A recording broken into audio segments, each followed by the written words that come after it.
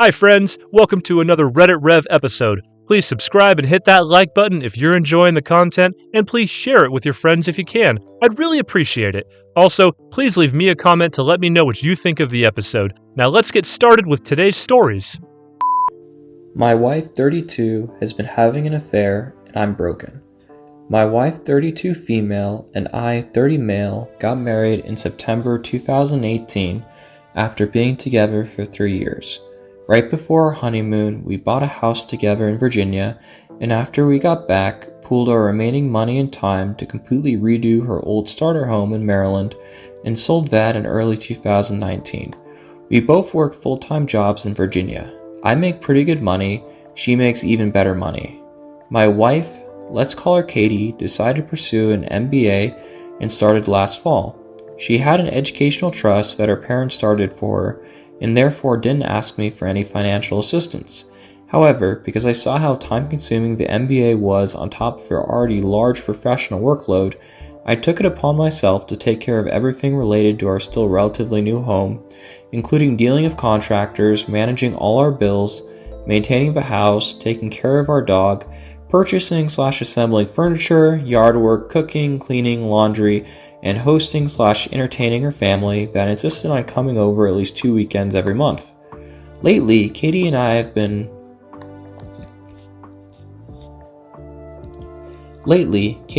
unhappy with our relationship, complaining that I wasn't spending enough quality time with her and not making her feel wanted. I tried to argue several times that between her work and studies and my work and home responsibilities, that there simply wasn't very much time to spend together in general. We would frequently not even get to eat dinner until 9 or 10 p.m. at night. Now I'd either need to bring her a meal to her home office, or we would quickly eat together and she would return to schoolwork to study or percolate in group projects/session. She would argue back that the things I was doing around the house were simply my responsibility as a husband, and that while she appreciated it, it didn't count towards me trying to maintain or build our relationship. We'd also been arguing about a lot of things, and combined with a lack of free time, would be intimate maybe once a month. But after one particularly emotional and drunken conversation about 3 or 4 weeks ago now, I vowed that despite what I already thought was prioritizing her needs, that I would go even further. I began to take off work.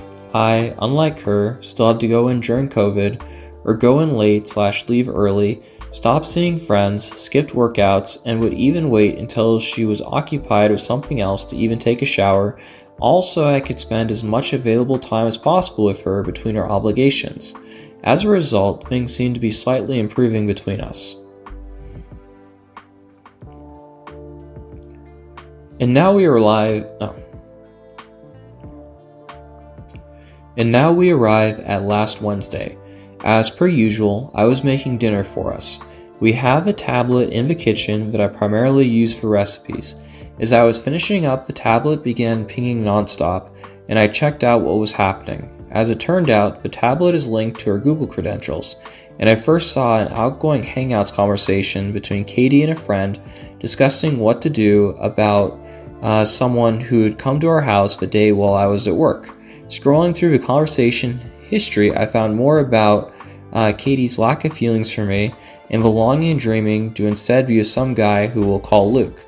Physically shaking at this point, I decided to venture away from Hangouts and open her Gmail, where I found several emails going back as far as March between her and Luke, calling each other babe, sweetheart, love, cutie pie, etc.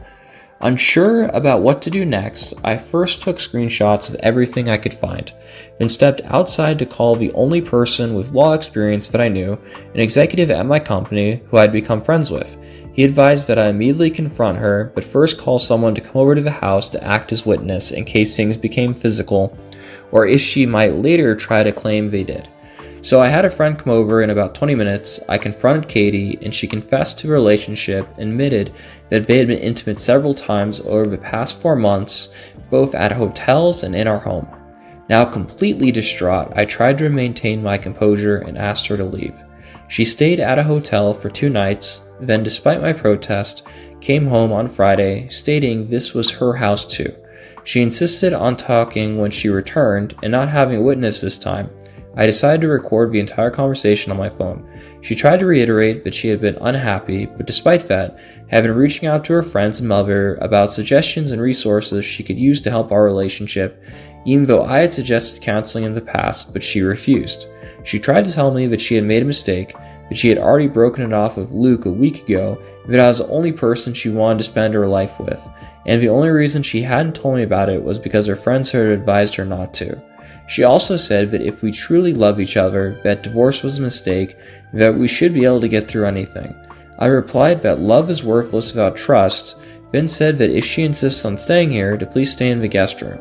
Obviously free usage of her home office and the guest bathroom, but please stay out of our bedroom/bathroom unless telling me first.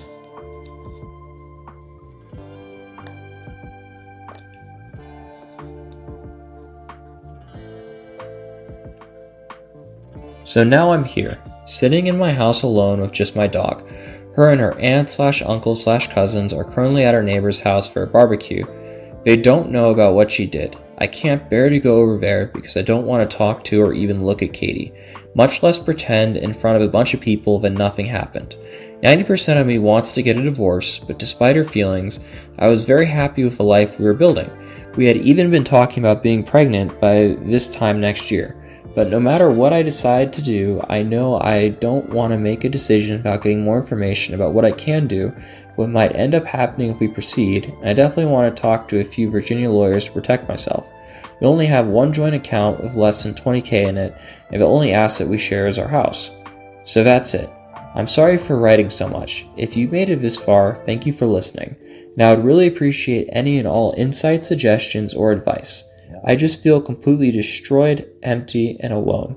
Please help me. Edit. I am absolutely stunned and overwhelmed by the level of support you all have shown me. I truly can't believe that all of you would take... Stop. Redo. Edit. I am absolutely stunned and overwhelmed by the level of support you all have shown me. I truly can't believe that some of you would take the time to offer your advice, kindness, and wisdom to an absolute stranger. I am doing my best to read every one of your replies, and from the bottom of my somewhat shattered heart, thank you. This has been an unbelievable light in the darkest time of my life. I hope you enjoyed our video. It's always a pleasure creating these stories, and if you liked what you saw, please take the time to show your support by giving it a thumbs up and subscribing if you haven't already done so. Sharing with your friends is also greatly appreciated. Let me know in the comments section below what you think of our videos. I'm all ears.